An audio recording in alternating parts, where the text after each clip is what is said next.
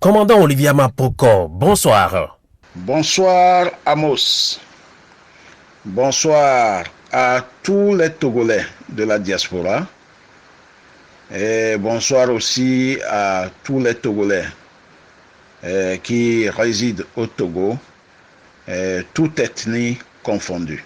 Eh bien, commandant Olivier Mapoko, merci de nous accompagner également en ligne depuis votre pays d'accueil. Vous êtes analysé depuis 2014.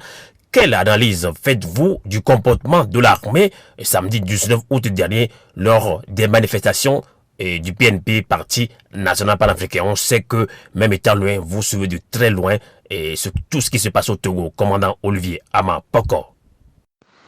Écoutez, Amos, je voudrais d'abord rendre hommage à ces soldats, les soldats qui étaient blessés et qui n'ont pas fait usage de leurs armes, en dépit de la façon dont ils ont été pris à partie.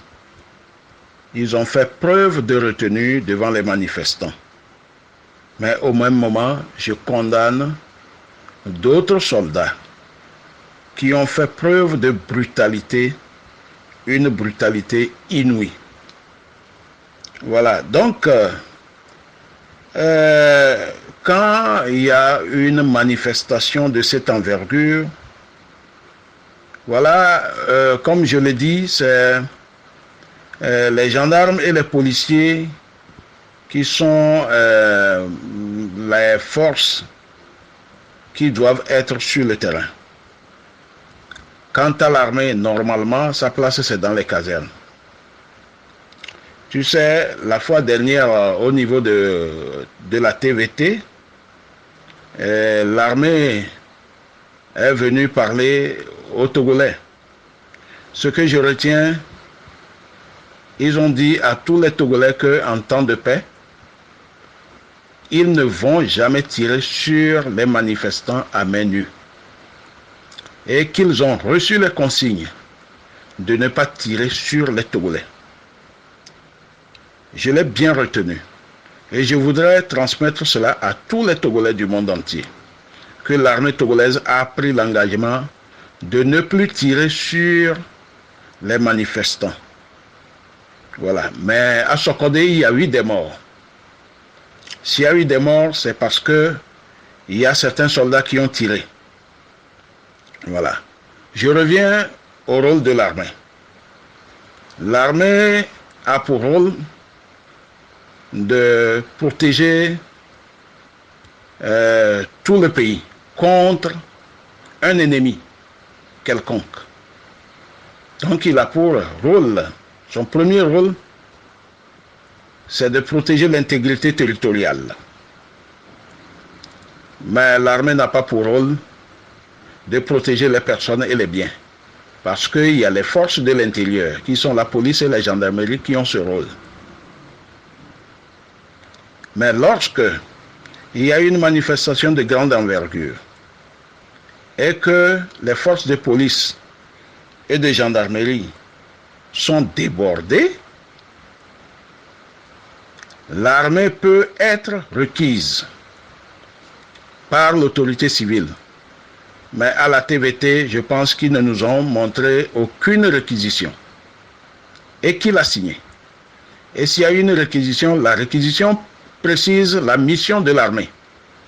Et comme le maintien d'ordre a des règles, les militaires ont pour rôle d'aller remplacer les gendarmes et les policiers qui sont sur les places stratégiques, c'est-à-dire qui font la garde, qui gardent les points stratégiques du pays, tout comme les sites pétroliers, les banques, etc. L'armée va les remplacer. Et s'il y a d'autres sites qui peuvent être mis en danger par les manifestants, les militaires vont les garder. Et maintenant, les policiers et les gendarmes qui sont de garde sur ces sites viennent renforcer leur effectif sur le terrain pour le maintien de l'ordre. Mais l'armée n'a jamais pour mission d'aller dans la rue contre les manifestants. Voilà, c'est pour ça nous avons vu des images que la TVT n'a pas montrées. La TVT a utilisé les images des réseaux sociaux à des fins, je dirais, inavouées. Mais seulement, ils ont commis l'erreur aussi de ne pas montrer comment les Togolais souffraient au cours de cette répression. Ils ne l'ont pas fait. Donc, les images du Cameroun, ils se sont défendus pour dire que ce n'est pas au Togo. Mais il y a une image aussi qui a fait le tour des réseaux sociaux où on a vu des militaires en tenue bariolée avec le béret kaki sur la tête. Ce sont les éléments de la FIR, qui est devenu maintenant le bataillon d'intervention rapide, BIR, à Lomé. Ce sont ces éléments qui ont surgi dans les manifestations avec de longs bâtons et en train de frapper brutalement les manifestants.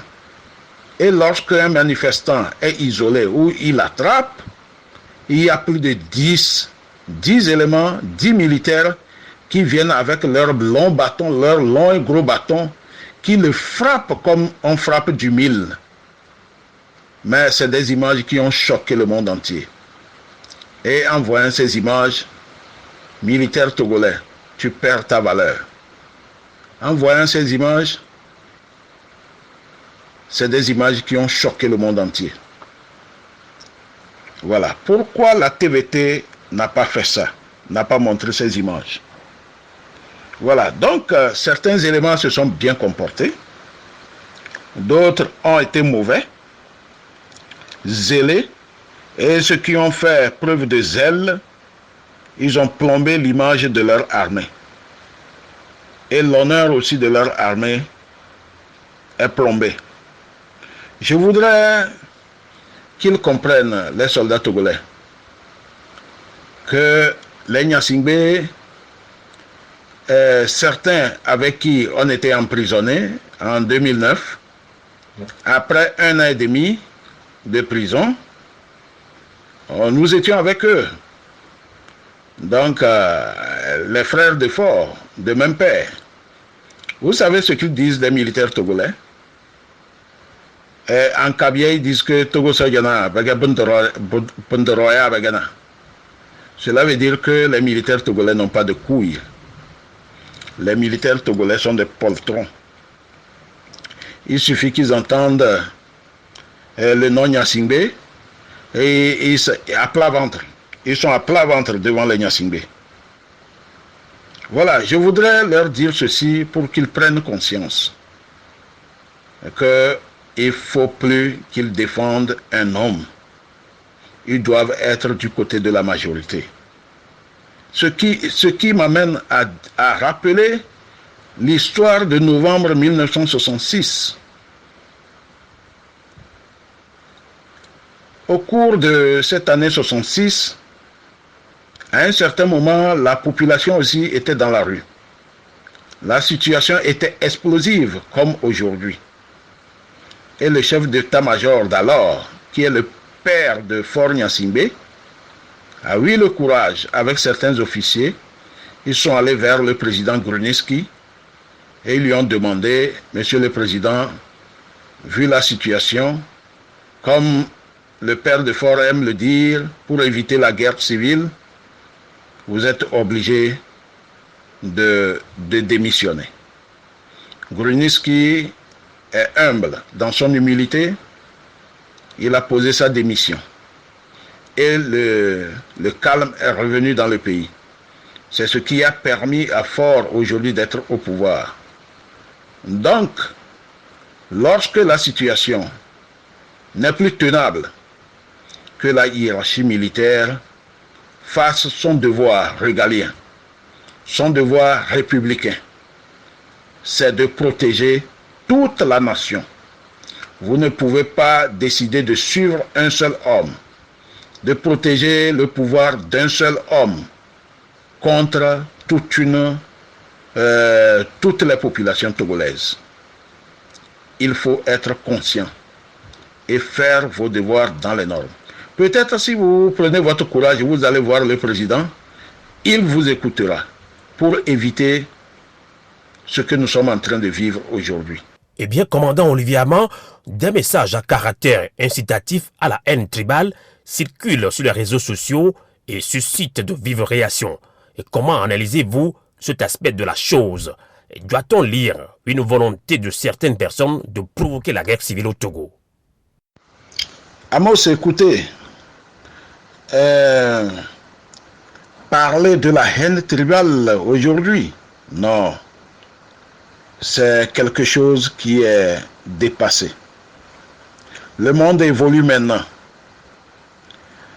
Ces gens mal intentionnés qui tentent de monter les Kabyles contre le Kotokoli et vice-versa, je pense que ils le font dans le vide. Le monde évolue. Nos enfants, nos petits frères aujourd'hui ont des moyens de s'informer le plus rapidement possible. Et que nos enfants sont dans un autre monde. Ils ne sont plus dans les histoires de Kabylie, de Kotokoli, de Mina, d'Anna, de ceci, non. Je pense que cela n'aboutira pas. Et je saisis cette occasion pour lancer un appel solennel à tous les Kabyliens du monde entier. Moi-même en tant que Kabylie et Kabylie de Pia, pour dire que il ne faut pas qu'ils tombent dans le piège, dans ce piège de tribalisme. Ce piège-là est tendu par ceux-là qui défendent uniquement leur poste. Ceux-là qui défendent uniquement leur ventre. En jargon militaire, on dit que ces gens-là, ils défendent leur manger. Voilà, c'est ceux-là qui mangent avec le clan. C'est ceux-là qui appellent les Togolais à se lever les uns contre les autres, tirer les ficelles et profiter et gagner du temps. Non, je pense que cette fois, ils se sont tirés dans les pieds. Ils ne veulent pas qu'une autre personne dirige le pays. Mais ça va durer jusqu'à quand? Voilà, 50 ans, il y a une famille qui est au pouvoir. Et 12 ans, le fils de quelqu'un qui a fait des promesses, qui a signé des accords. Et ces accords ont permis au Togo de s'apaiser un temps soit peu. Aujourd'hui, il a échoué dans l'application de ces accords. Il n'a aucune volonté d'aller vers l'avant. Qu'est-ce qu'il faut faire? Il faut qu'il parte pour qu'un autre vienne et on va voir comment cela va se passer. Celui-là aussi qui va venir, s'il ne fait pas bien, il partira. Voilà ce que les Togolais veulent. Ils veulent une nouvelle gouvernance. Ils veulent un changement. Je pense que ce sont des revendications légitimes et que l'armée doit normalement soutenir ces revendications qui les concernent aussi. Eh bien, commandant Olivier Hamon, l'appel du 20 août lancé par Tikwi Achadam du BNB conduit aujourd'hui à un rapprochement cap 2015 BNB et groupe des 6. Doit-on lire de ce rapprochement une union sacrée de l'opposition togolaise pour la dénonce politique? Absolument. Amos, absolument. Mais les grands partis politiques sont ensemble. Cela aboutira nécessairement à une alternance. Et il faut que les gens pensent positivement, que les Togolais se concentrent dans le sens de l'alternance. Les populations sont déjà mobilisées. Les gens sont déjà mobilisés. Donc, si les partis politiques sont ensemble, je pense que c'est la cerise sur le gâteau. Il faut se concentrer sur l'alternance. Il faut se concentrer pour que cela arrive le plus tôt possible. Vous savez, aujourd'hui, il y a quelques années,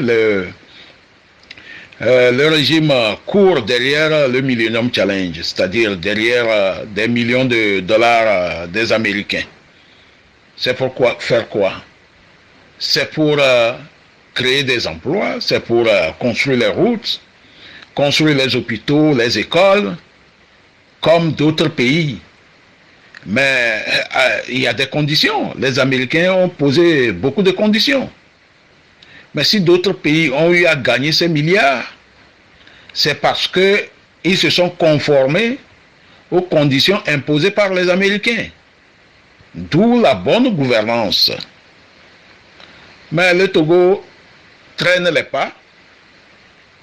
On demande au régime de faire des réformes pour qu'on aille à des élections transparentes.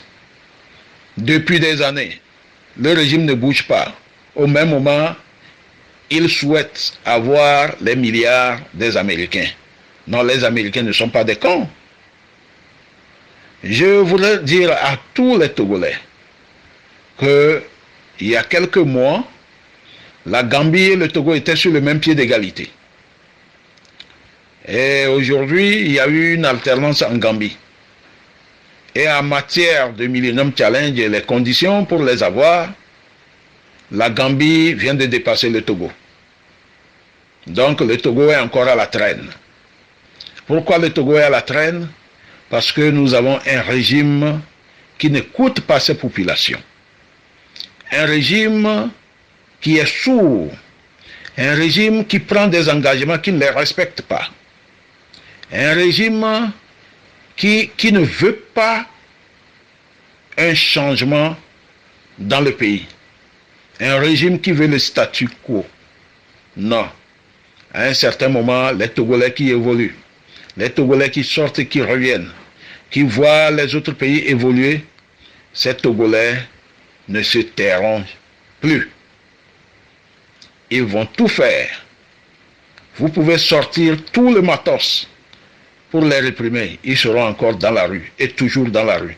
Encore dans la rue pour avoir l'alternance. Cette alternance qui ouvrira d'autres horizons pour tous les Togolais, toutes ethnies confondues.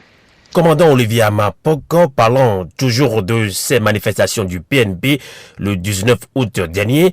Vous avez vu comme nous les images qui circulent sur les réseaux sociaux avec les allégations qui font état de la circulation des armes de provenance étrangère au pays. Alors vous qui avez été un élément pas les moindres au sein de l'armée togolaise, quelle analyse faites-vous de ces images et les messages qui les suivent?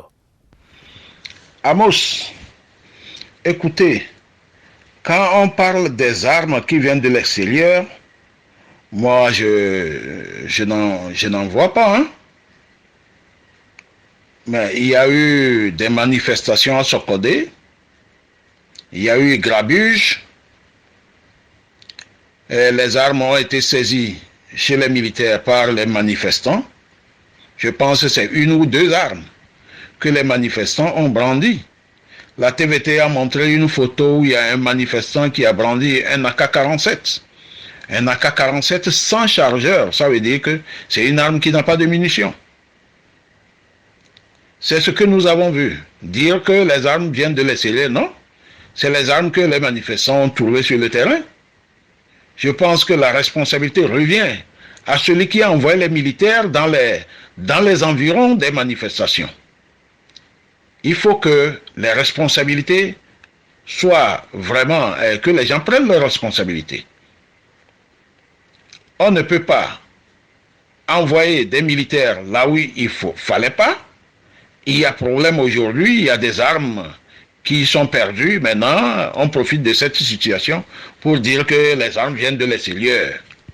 Et profiter de cette situation pour mater la population. Non, je pense que ces armes-là ne viennent pas de l'extérieur. Nous avons vu aussi un groupe de manifestants couchés sur certaines armes. C'est des armes de chasse. Ce n'est pas des armes de guerre. C'est des Adela Obetoué. Mais tout le monde sait que la région centrale, c'est une région du gibier. Et que les Kotokoli, dans leurs coutumes, ils ont la chasse comme, je ne sais pas, comme une rite. Oui, ils ont la chasse comme coutume. Donc, ils ont des armes, et c'est des armes qui prennent une seule cartouche. Et c'est des armes de chasse. Les cartouches là ne vont pas, je ne sais pas, au-delà de 100 mètres. Et c'est des armes qui sont réservées uniquement aux animaux. On ne peut pas prétendre que ces armes sont des armes de guerre et que cela vient de l'extérieur, non. Les armes de chasse dans les villages partout, les gens ont des armes de chasse pour essayer de protéger leurs champs. Donc, moi, je ne vois pas, je ne vois pas les choses comme eux, ils le voient. Donc, tu sais, l'image où les manifestants sont en position, couchés, bon, c'est ce que j'ai à dire sur ces images, mais dire que les armes viennent de l'extérieur, je ne suis pas sûr. Je ne suis pas sûr. On dira que celui qui veut noyer son chien l'accuse de rage. Voilà, nous sommes dans cette situation. Sinon, il n'en est rien. Le feu a été allumé par le ministre de la Sécurité. Voilà, qu'il tire les conséquences de tout ce qu'il a dit au cours de sa conférence de presse. Il a dit ce qu'il ne faut pas dire. Il a mis le feu. Il a mis le feu. Voilà, aujourd'hui, qu'il n'accuse personne. C'est lui qui l'aurait cherché. Voilà. Quand on est un ministre, on sert la population. On ne se lève pas contre la population. On ne minimise pas la population. On ne méprise pas la population. Parce que vous êtes payé par l'argent de cette population. L'argent du contribuable. Tout ce que vous faites, c'est le contribuable. Le carburant que vous utilisez, la maison dans laquelle vous êtes, c'est le contribuable. Donc, il faut qu'il apprenne à respecter les populations. Eh bien, commandant Olivier Mapoko, une dernière question pour vous libérer en ligne depuis votre pays et d'exil. On rappelle que vous êtes en exil depuis 2014. Eh bien, commandant, selon nos informations, l'état-major compte mener des rafles pour trouver ces armes dites emportées par les manifestants lors de ces manifestations et surtout à Sokori. Alors, doit-on en redouter de vives altercations entre les militaires et les populations? Écoutez, Amos, rafle dans cette situation très tendue? Non, je pense qu'il faut être un peu intelligent. Il ne faut pas que l'armée jette de l'huile sur le feu. Il faut arrêter d'être brutal. Je pense que l'armée togolaise est en train de prendre conscience et que on ne va pas tout régler avec la brutalité.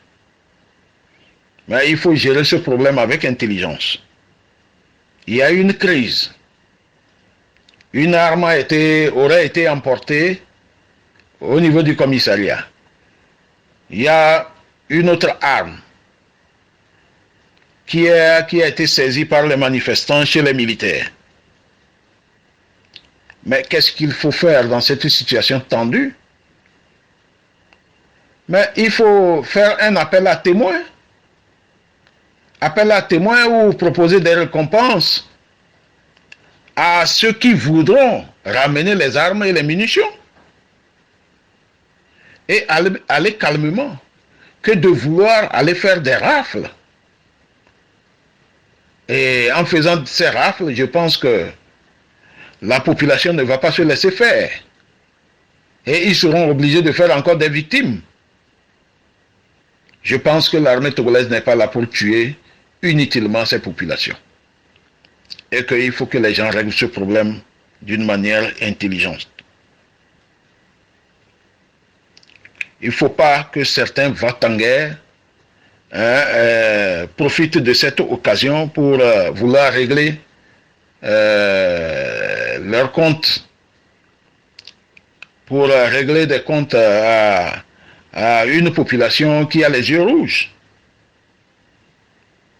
Je pense que l'état-major, la hiérarchie militaire n'aimerait pas avoir 6 à 7 millions de Togolais sur son dos. Il faut qu'il fasse attention. Il faut qu'il fasse attention et prendre des décisions qui sont des décisions